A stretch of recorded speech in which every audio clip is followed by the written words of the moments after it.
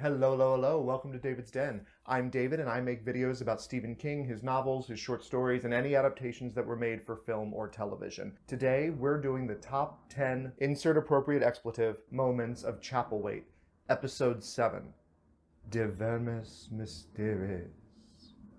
Oh my god, ever since Jacob said that in the last episode, I've wanted to say it exactly like that. De Vermis Mysteriis.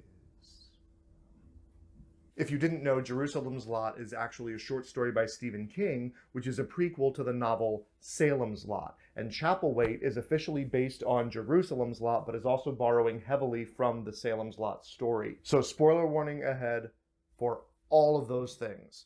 Chapelwaite, Jerusalem's Lot, Salem's Lot. Here we go. 1. It's all death.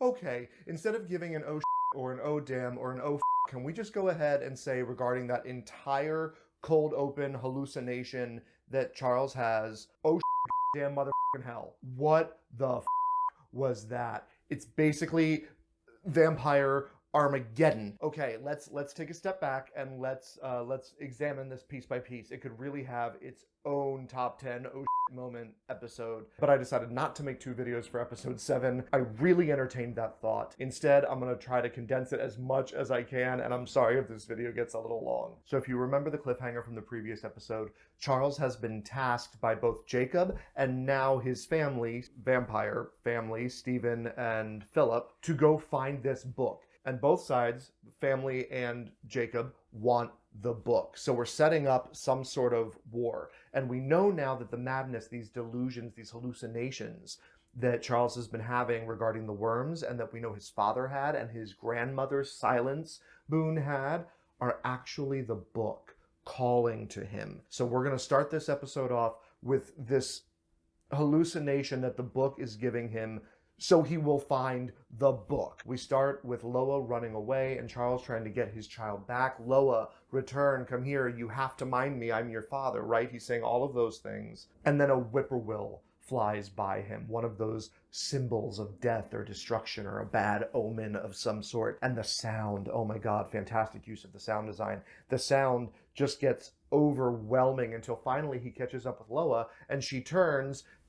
It's not Loa. Who the is that? There's this quick moment where she screams and there's this wail sound, and frankly it reminded me of the 1997 miniseries of Salem's Lot, where the Rita Hayworth in the book, she's just called an actress, but she's credited as Rita Hayworth in that movie for some reason, even though it's never said. Anyway, Rita Hayworth has this moment where it's, hi, I'm flirting with you, and then suddenly Jack has a moment where he realizes what's going on and sees, I'm a ghost.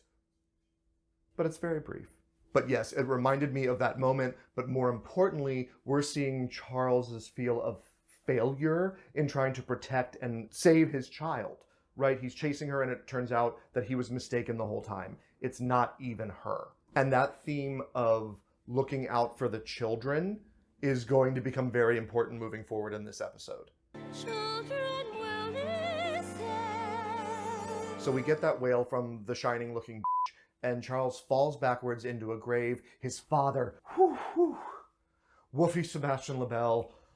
Oh God, you're so gorgeous. I just can't with you. Please stop gracing my screen or I'm gonna have to stop making these videos because I can't keep not being inappropriate. So we get Woofy Sebastian LaBelle pouring the dirt on his son's face, saying, blood calls blood, son. So again, we're getting this idea of the line we literally just saw grandmother going nutso to the father going nutso, and we're living in Charles's hallucination as he is chasing his daughter. So we have 4 generations here, right? All trying to affect the next generation, and we're going to get into that in more detail soon. So Charles is buried alive. He bursts out of the coffin in his hallucination, and somehow we're now in real life, and he has made it from Chapelwaite, where he was covered in worms the night before during this hallucination, probably while he was running chasing Loa, into the cemetery, where naturally he is drawn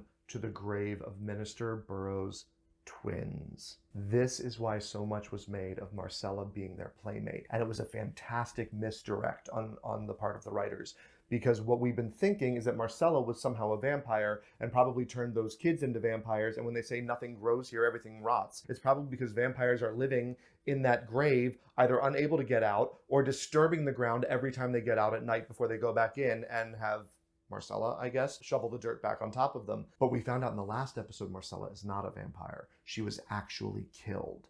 And at the children's viewing, we find out, Minister Burroughs says later, that's when she had the opportunity to put the book that she hid from her father and her grandfather into the twins' coffin, so it was buried with them. And this terrible, terrible book that's giving these maddening hallucinations about this worm god caused everything above the coffin that it was buried in to rot. Oh, let's just take a moment to remember Jenny Raymond's moment. Why does the grass never grow here? Everything rots. Then suddenly there's the solar eclipse that is casting everything red. Everything looks like it's being seen through blood that is covering our eyes, right? That red sheen, you would say rose-tinted glasses, except that means something totally different. But there's these red sheen that we see over everything, and it's just dead bodies everywhere as Charles walks along the beach and he sees Jacob. And in the distance, we have 2 pillars of smoke. And I'm wondering, is that Preacher's Corners, right? Is that the church and some other building? Is that maybe Preacher's Corners and Jerusalem's Lot? But okay, so something is being completely destroyed. The world is overcast. It is nothing but death. This is the vision that the book gives to Charles, and we can assume a similar vision has been given to Stephen and Philip, and probably even Silence, going all the way back to, I think it was James Boone, right? Wasn't that the name of the great-grandfather, the miner who unearthed the book when he founded Jerusalem's Lot as a mining town? And we can surmise that they've all been shown the same vision, because by the time Stephen shows up, he says, "You saw the worm. Now you know."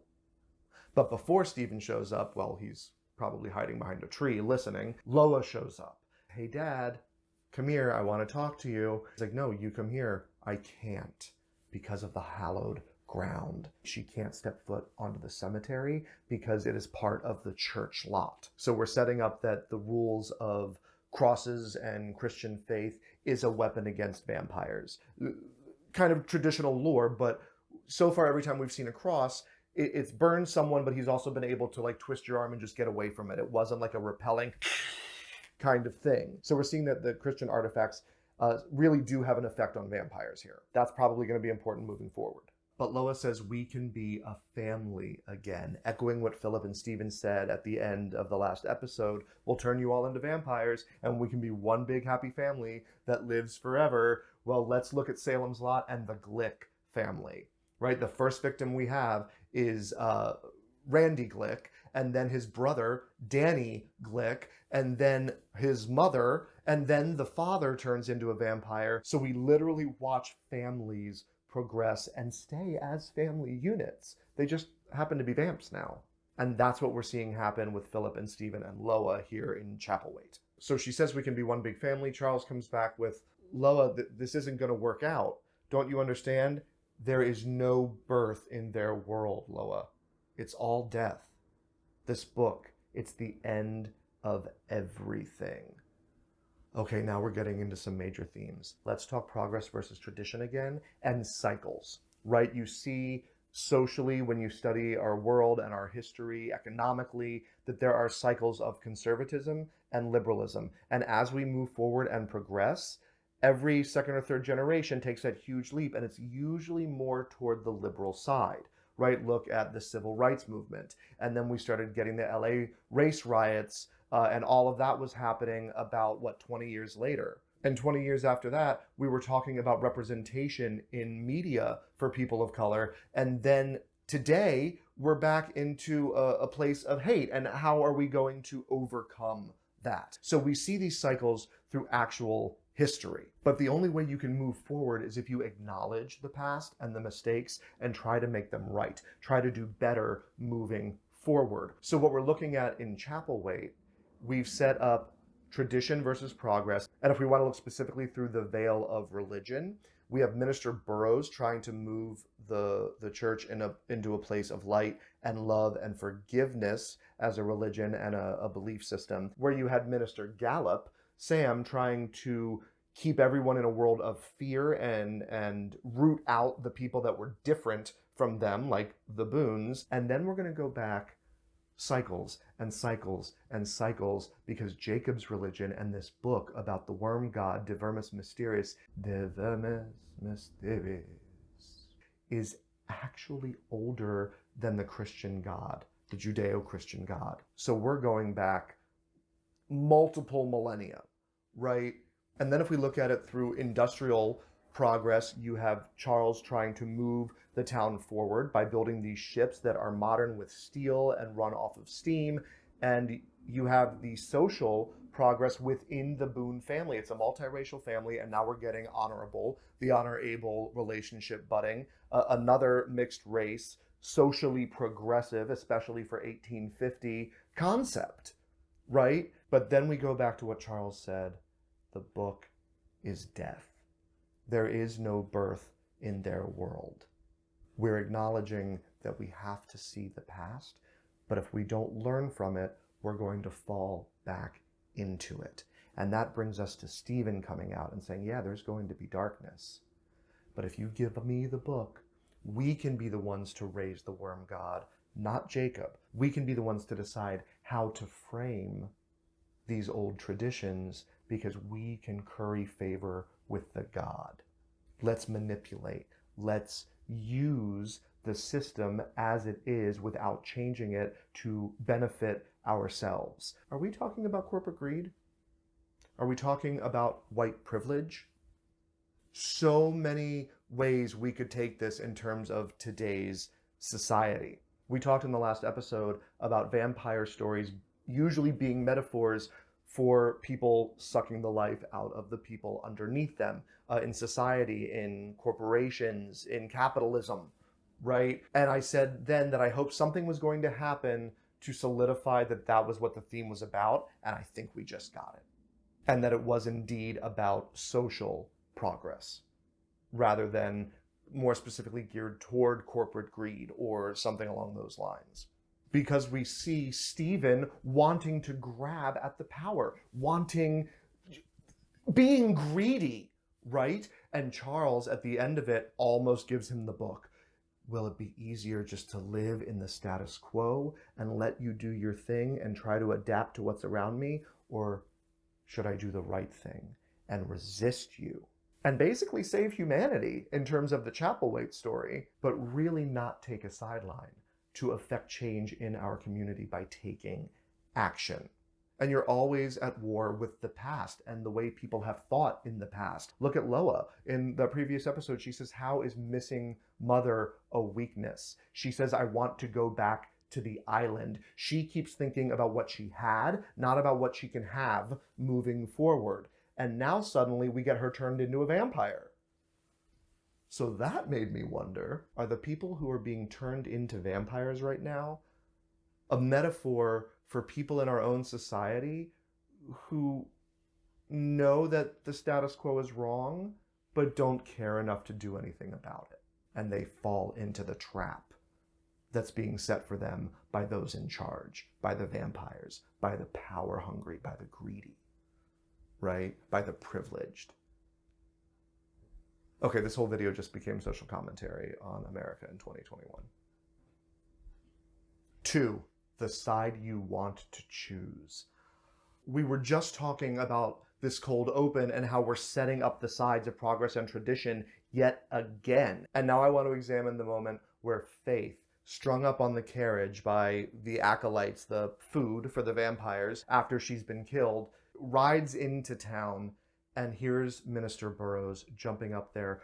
Where is our baby? Embarrassing Alice, so she has to walk away. He has now aired all of their dirty laundry. He is now being honest with himself and at large with his congregation, with the town. And I just have to note, yep, once again, the whippoorwills. I love that they're coming back, and that is going to be a theme running through this episode because there's a discovery later on. So excited for that. I kind of had an when I realized, but we're not there yet. We're not there yet. God, I always get ahead of myself. I should script these instead of just outline them. Where was I? So Alice walks away. Minister Burroughs is saying, how dare you judge me? I know all of your sins. Again, he can forgive, he can love, he can move forward. Why can't any of you? And old minister Samuel Gallup, takes his cane and says, take your whore and get out of here, and starts beating him. And oh shit, I love that Martin just said, no, I'm better than you. He takes it and he beats Sam back. And it was like a yes, this guy is getting everything he deserves. And then here comes Foreman Thompson with his kick maneuver. We saw it before when the mob attacked Charles in front of his house that night. I guess it's his trademark move, but I mean, look at his size, and those legs I'm sure are strong. It's got to be a powerhouse move. The guy is a fucking tower. Could this actually be a metaphor for the people in charge utilizing, like, I don't know, middle management, or if we want to look at it socially, the upper middle class, to keep the new progress down? See, I think that these themes are really getting solidified if we look at all 6 episodes before this and how they line up with this episode. But anyway, Burroughs is on the ground. He's being kicked by Thompson, and here comes the constable, yet again using his trusty gun to end the conflict. And Thompson says to him, are you sure this is the side you want to choose?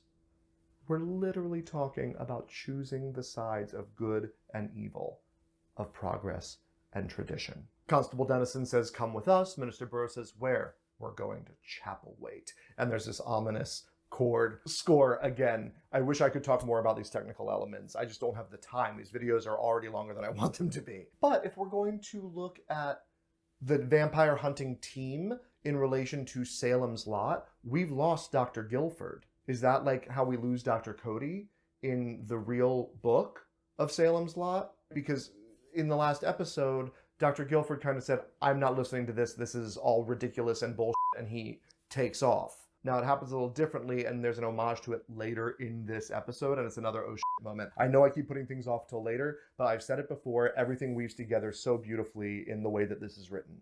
3, no one can leave.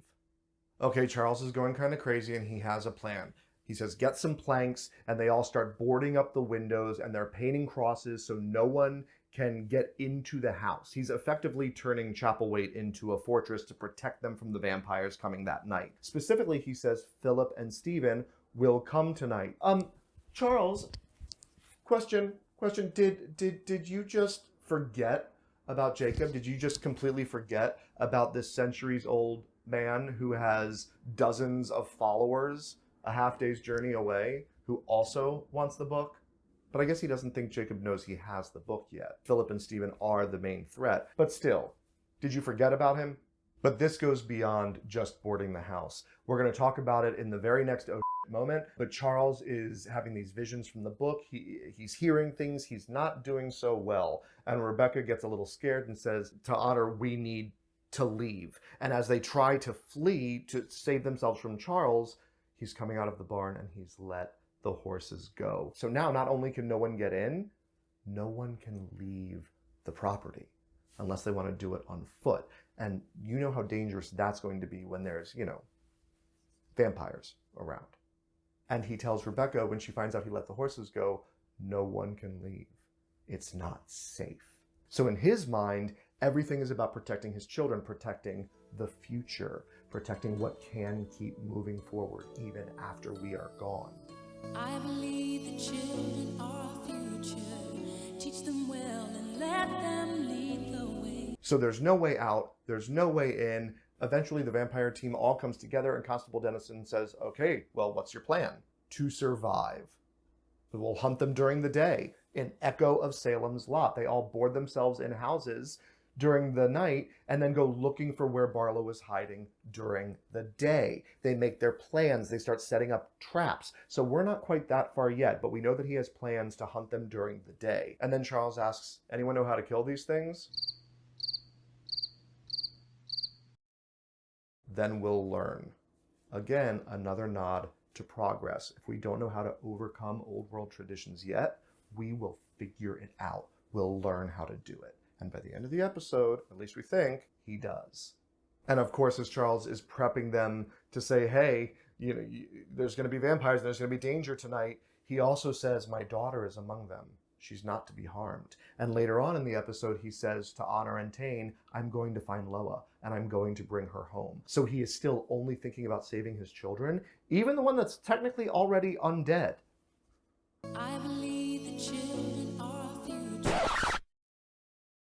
Wonder how that's going to turn out for him. Children will listen. I still think it might turn into a reflection of Susan and Ben from Salem's Lot. I meant to say this in the last video and I neglected to in my ramblings, so I put it down in the comments below for that video for episode 6. But in Salem's Lot, Susan is our protagonist Ben's main love interest, and then she dies so early. She's turned into a vampire. Of course, the situation's a little different. Barlow doesn't take her with him. He leaves her in a coffin during the day for Ben and the rest of the team to find, so he has to kill her. It's a psychological mind is what Barlow's trying to do. It's the same time that he leaves that letter, and we talked about my rights were old when the rights of your church were still unconceived, in the letter that he left, reflecting when Jacob said, our gods came before your God, the Christ and the Christian God. So in that moment, they find Susan in the coffin, and Ben has to kill her. Well, now Loa was turned very early on in the plot line for a main character, and she's still there as a vampire, and Charles is talking about bringing her home.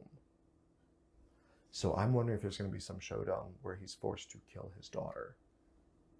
I want to see it as much as I don't want it to happen. I really do. 4. It's the only way to save us. Whew, here we go, guys.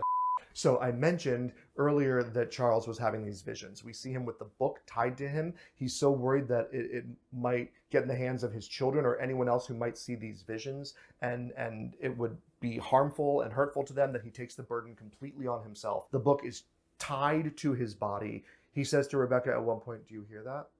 I don't hear anything. There's so much screaming.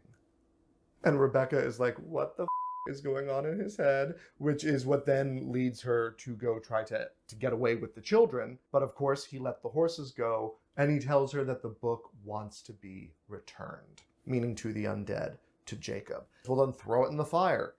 I've tried. It won't burn. And I love how incredulous she is. Show me. Well, you would be too, right? A book won't burn in the fire? That's kind of bullshit. So he throws it in the fire, and lo and behold, it does not burn. This is showing how these old world traditions and ideals and morals are so entwined in what and who we've become as a society that they don't just go away. You have to work to defeat them. See, it all ties back into that theme of progress v. tradition. But then Charles says, I can't stop it. Echoes of Woofy LaBelle, remember from the very first episode? It's coming. The worm. I can't stop it. Oh! God, you're so sexy and perfect for this role. Too, by the way, I don't want to omit that and only look at how sexy you are. Okay, I need to stop this. But Charles says, I can't stop it. We're all going to suffer. Worse than you can imagine. It's better the children die than suffer like that. Rebecca, of course, says, I want to take the children. I want to go. Where will you go? No place is safe. So Rebecca goes to Honor and says, take this, a f***ing whaling harpoon. I love it, of all the things. And normally you go, why do they have a damn whaling harpoon? But he was the captain of a whaling ship. They're using the things that they know and the things that they've learned, right? To take advantage of their situation and to try to come out on top moving forward. And of course, they represent progress. I believe the children are our future. So Rebecca says, take this whaling harpoon, go hide, go protect your brother. And from downstairs in the terrible basement, we hear Charles calling for his children. Rebecca grabs the coal shovel for the stove, and she goes down there, and she sees Charles hanging nooses for all of them. Remember, it's better they die than suffer like this. Oh, and of course, this is a direct echo to his grandmother hanging herself and attempting to hang Robert and Philip. So again, we're seeing that it goes down the line. We are taught by our parents and from our parents, even when they're not trying to teach us. We talked about this a lot in the Shining review, where we talked about the cyclical nature of abuse and alcoholism and the scars that parents leave on their children in spite of their best efforts not to leave them. Children will listen. This is a big, big theme in a lot of Stephen King work, especially his early work. You see the mother and her religious devoutness affecting Carrie. It was Rage, the first Richard Bachman book, and it's about the scars left on him by abuse from his father. And then we get into The Shining, which is literally all about Stephen King's struggle with alcoholism and his fears of being a good father. And now we're seeing that same kind of generational tradition, generational pass-it-onness, which is, to an extent, in the story of Jerusalem's Lot, but not seen anywhere near like it is in Chapelwaite, which is beautiful because it's setting up those themes of progress as we move forward and what we can do for the future generations. I'm talking a lot about this, but it all comes together, I promise. But yes, Charles says, my father knew. He tried to save me from this fate. Children will listen. It's the only way to save us. Don't be afraid, Rebecca. So she plays along and she says, okay, you're right, Charles. I'm going to go get the children for you. And as he turns away, whap! Right on the head with the shovel. He goes down. And when he wakes up, he's much better. He's not suffering, at least at the moment, from delusions and hallucinations that he's being given by Vermis Mysteriis. Vermis Mysteriis.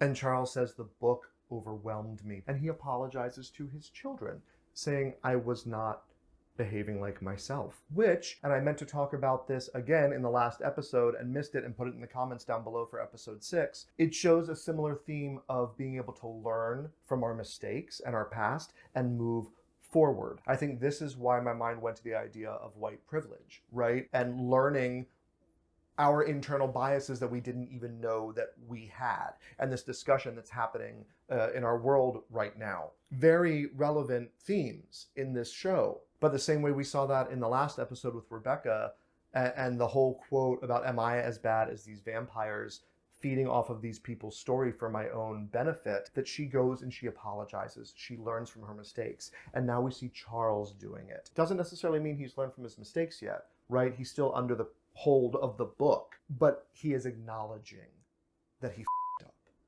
and that goes a long way. But then we're left wondering, if the book is not tied to his body anymore, where the f*** is the book? 5. It's with Mary Dennison. Rebecca says, you said it had to be returned to the undead, so that's what I did. You gave it to Jacob? No. Constable Dennison came with his wife. She's a vampire now, and she's chained down in the basement with the book in that terrible torture device tub that has come back yet again. Chekhov's gun game is strong. And then, as if on cue, Dennison and Burroughs walk into the room. Of course, we have the scene earlier where Abel went and got them and realizes that Constable Dennison knows a little bit about what's going on because of what's happened to his wife. And this is like Salem's Lot. We have Mark Petrie's story going on. We have Susan's story going on. We have Ben's story going on. And then it all kind of comes together and we have a team, right? Minus the Dr. Cody representation in this. Unless that's Abel, but I think he's more Mark Petrie because Charles keeps trying to get rid of Abel, right? In Salem's Lot, Ben says, hey, Mark, go with Father Callahan and talk to your parents. You don't get to search for Barlow. That's our job. We're the adults. And in Chapelwaite, he keeps sending him on errands to get him away from the vampires. He sends him at the end to go get help. Although Mark had all of the knowledge of vampire lore and how to defeat them, which Abel doesn't, at least as far as we know. So I don't know if that's an exact metaphor, but it does give us the right number of people to reflect Salem's Lot. So Abel goes to get the constable, and I love this interchange. We saw people in Jerusalem's Lot. Were they men? There were men and women. I asked you if they were men. You know. Love that bit of dialogue. Abel fills in the information that there was this guy, Jacob. He had 5 others like him and his followers. So now we know there are at least 5 vampires, and Jacob's just kind of the head of it all. They went and got the minister, which we've already talked about. We end up at Chapelwaite, which Charles and the rest of them now are still boarding up to make it this protective fortress. Minister Burroughs is blessing each individual room, and the constable says, "Surely God will stand with us." Which God? There seems to be a choice these days. Once again, progress versus tradition. If you want to look at it from a religious standpoint, most religions before the concept of Judaism leading into Christianity were polytheistic religions. We're even talking about a certain amount of change moving forward, and that reflects worm God versus Christian God. It's also reflecting the internal struggle and crisis of faith which Minister Burroughs is having, which is also a direct reflection of Father Callahan minus the alcoholism from Salem's Lot. And as if to drive the point home, Minister Burroughs says, "I'm not so sure God exists. That's just grief talking." And we've mentioned before that there's a secondary theme here about the descent into grief and the grieving process. So we've seen it in Charles and Loa and not being able to let go so easily, and now we're seeing it in Minister Burroughs, but his question is framed in, why should I live? The woman I love is dead. I've ruined my wife, and they're innocent people. Why am I still here? That doesn't seem like a just thing for a just God to do. I'm sorry about Faith and your child. Thank you. There aren't many who would find their way to sympathy for that. Again, the idea of being able to grow and change your mind and your perceptions and have these paradigm shifts as you learn more information. The constable isn't just seeing Minister Burroughs as a religious leader anymore. He's starting to see him as an actual person, not the thing that he represents. A metaphor for stereotyping people? Anyone? Maybe. Just a thought. 6. May God forgive me for it. Okay. Yes, this is kind of an oh shit moment, but you can't expect me to see Gabrielle Rose on screen again and not have a whole thing about it, even if it's only 1 minute. Why don't you get longer scenes, Gabrielle Rose? I love you. You're magnetic on camera. So she's outside, she sees a dead animal, she hears noises in the barn, grabs her gun, and she goes to check it out. And it's Philip and Stephen, which she's not surprised to see, but there's also Loa. My God, what have they done to you, child? Turn your back. I've done that for too long. May God forgive me for doing so. And she goes to shoot him. Philip lunges. We see a gunshot, and then she falls out with her neck torn open, and she gets pulled back into the barn. So my question is, are we finally done with Mrs. Cloris? Or does Gabrielle Rose get to come back as a vampire? Because I'm fucking here for it. 7. That's behind us. Oh,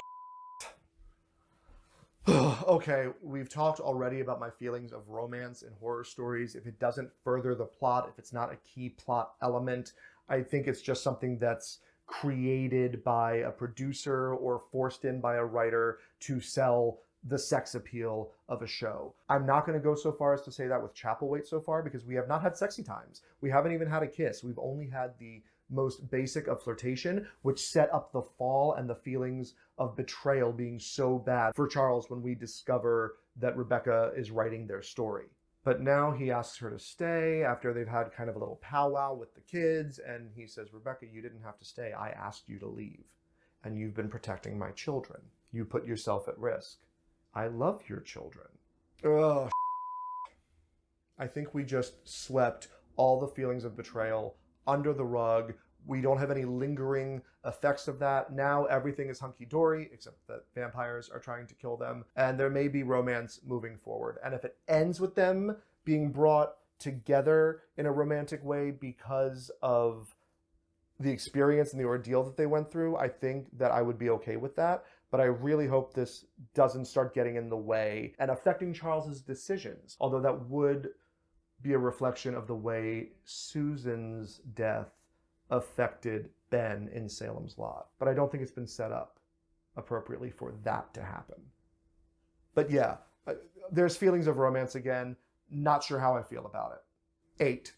We will take what is ours.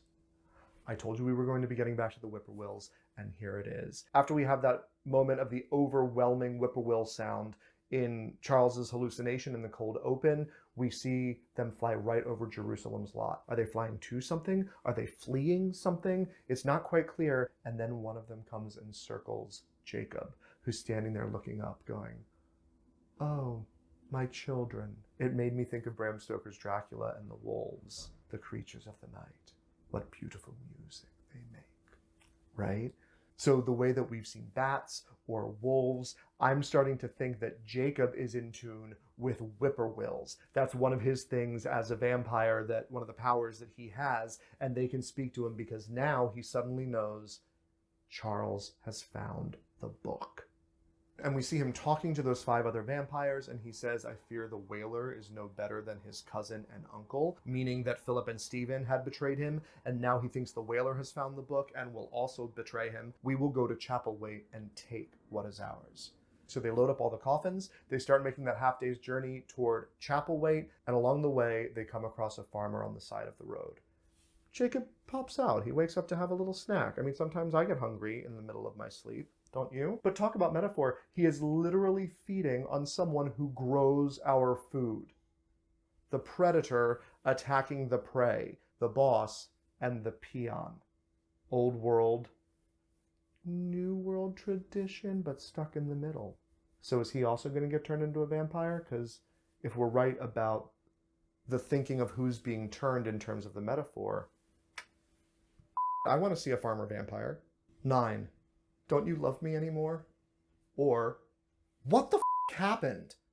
All right, so we've already talked about Mary Dennison being chained in the tub down in the basement with the book attached to her. I want to know what happened, right? Because we were left with that cliffhanger right before the real cliffhanger of Mary sitting up in bed saying, "George," right before he was about to kill himself, and she is risen as a vampire. Next time we see her, she's tied to the bed. And they're going to go to Chapelwaite, Constable Dennison and Martin Burroughs and Abel, so they say, "Let's wrap her up. She fears the sunlight." Okay, so he's at least learned that much, and he is caring for her. This is still his wife. So they wrap her up, they take her to Chapelwaite, and she is now in this tub and restrained. Didn't she attack him when she woke up? Isn't that what vampires do? How did he overcome her? I want that scene. What happened to that scene? What the happened? I want to know. Are there outtakes? Are there deleted scenes? When can I get the DVD with the commentary? I want that scene. But the moment I really want to talk about comes from how much he cares for her. She's tied up in the tub, and the constable's sitting there next to her and says, "We're going to kill Philip and Stephen for hurting you. You hurt me." Because remember, he's the one that actually killed her. He smothered her to death in an attempt to save her from the fate that she is now living in. And she says, "Don't you love me anymore? I'm hungry. If you love me, you would give me your blood." And he does. And we've already seen what that can lead to. So is Constable Dennison going to be able to keep his wits about him after he's been fed on? Or is he going to turn into one of these pale, wraith-like looking things if he keeps feeding her? And if he doesn't keep feeding her, what will the hunger do to her? In Salem's Lot, they talk about the vampires when they're hungry being more zombie-like and just driven to get their food and attack. But then if they're not so hungry, they're smart, right? They knock on the window and say, "Hey, Mom, let me in. This is just a dream about your dead child." Right? They're actually smart and conniving. I think it's Ruthie Crockett that says, "Hey, come on in, Dud."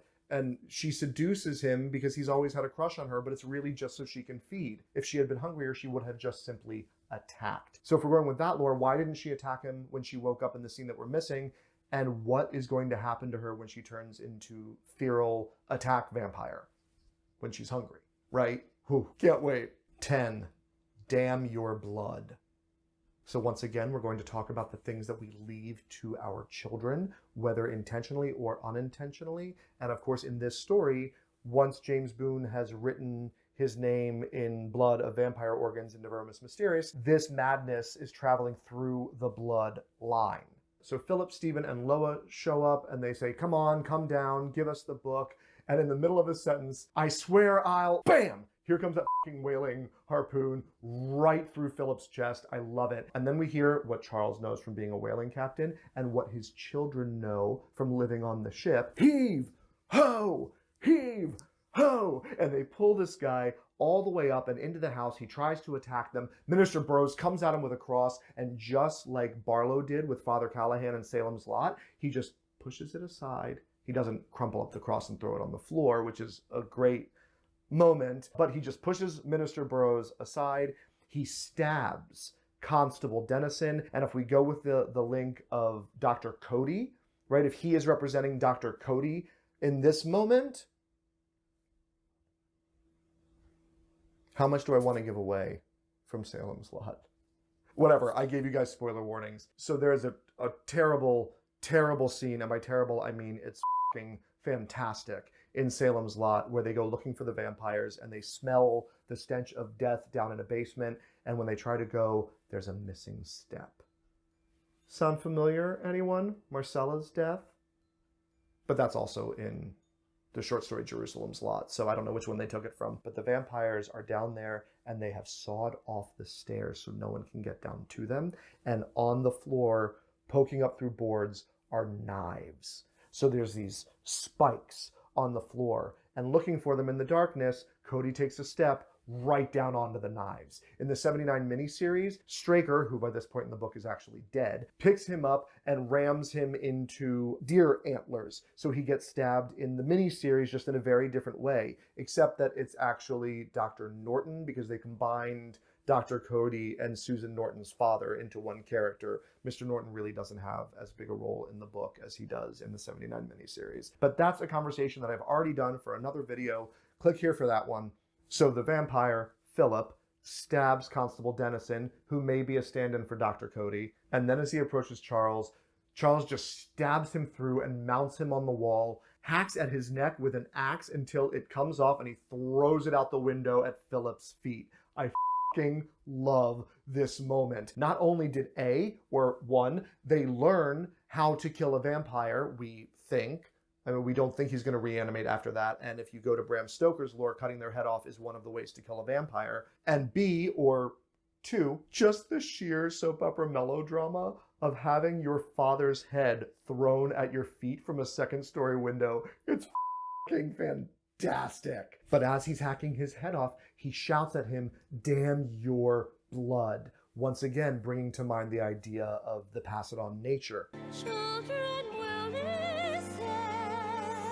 And then suddenly we hear, once again, Jacob's whippoorwills. Whippoorwill, whippoorwill, whippoorwill. That's always how I hear it in my head. Whippoorwill, whippoorwill. And here come all the acolytes and the 5 vampires in their coffins, and they ride up to the house with their torches, and Stephen gets scared of Jacob and everyone with him. I mean, it's really alone. Loa already ran off. She ran off as soon as they harpooned her grandfather. Not one to be taken lightly, Stephen shouts, "I will bleed you dry, cousin," and flees like a scared little... I don't know what gets scared. I mean, he's just a scared little basically, if we want to be honest about it. Charles asks Abel to ride into town for help. Once again, the Mark character, get away from here and go get us assistance. And they look out front, and we're left with the cliffhanger of all of these vampires and their acolytes and their torches in the dark. And it's just the beginning of night. We have an entire night to get through. Oh my God, what is going to happen in episode 8? Especially because Jason Filardi, in one of his comments on my YouTube video, said that episode 8 was one of his favorites, and he didn't think even I would guess what was coming. So I have some ideas. And I'm kind of hoping that none of mine are right, so I don't want to share any of them here. We're going to see what happens with episode 8. You guys, I can't wait. So thank you again for tuning into these episodes of the top 10 oh shit moments in Chapelwaite. This has been episode 7, Vermis Mysteriis. If you liked the video, please go ahead and hit that like button. Subscribe so you don't miss the next episode reactions or any of my other Stephen King videos. Hitting those buttons really just takes a half second from you guys, and it helps me out and the algorithm here on YouTube so very much. So I appreciate it if you do. I thank you from the bottom of my heart, and we will see you next time.